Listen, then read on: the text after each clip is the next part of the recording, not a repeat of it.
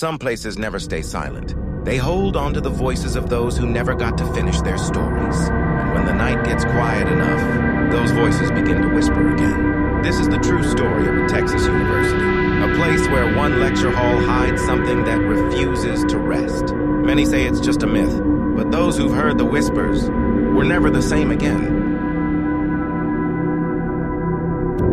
University, Texas, built in 1890 with stone walls and tall, echoing corridors. During the day, it looked like any other old campus building, bright, busy, and full of life. But when night fell, the place changed. There was one lecture hall everyone knew about, Helena Hall. It had an old wooden stage, creaky chairs, and a projector that was set to turn on by itself.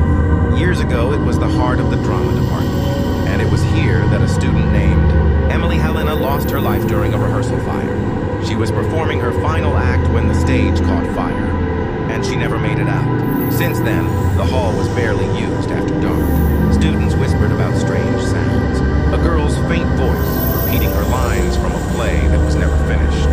The story truly begins with Megan Lewis, a first-year art student who liked quiet places to study at night. It was finals week, and she wanted somewhere peaceful. So she took her coffee and her books into Helena Hall. The air inside was still. The clock on the wall had stopped at 11:57. She sat down, opened her notes, and started reading. A few minutes later, she heard it. A whisper. Faint, almost like someone reading softly from a script. She looked around. Nothing. Just rows of empty seats. Then the projector above her flickered on by itself. The white screen lit up the dark room, and slowly, an image began to appear. A girl's face, pale, still, expressionless. Megan froze. She hit the power button, but the projector wouldn't turn off. Then, in a trembling whisper, she heard it again, right behind her. I remember my line. The next morning, Megan told her roommate Lisa, who laughed it off. You probably fell asleep, Meg. Too much caffeine.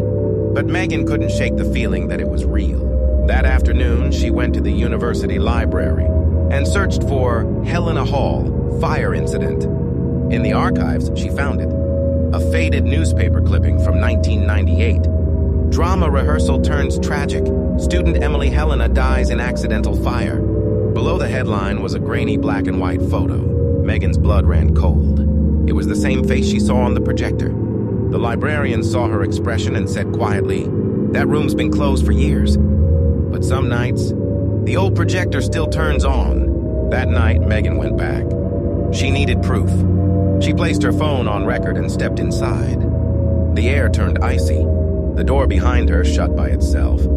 And then, that same whisper filled the hall again. I forgot my line. The projector blinked on. This time, the girl wasn't just a face.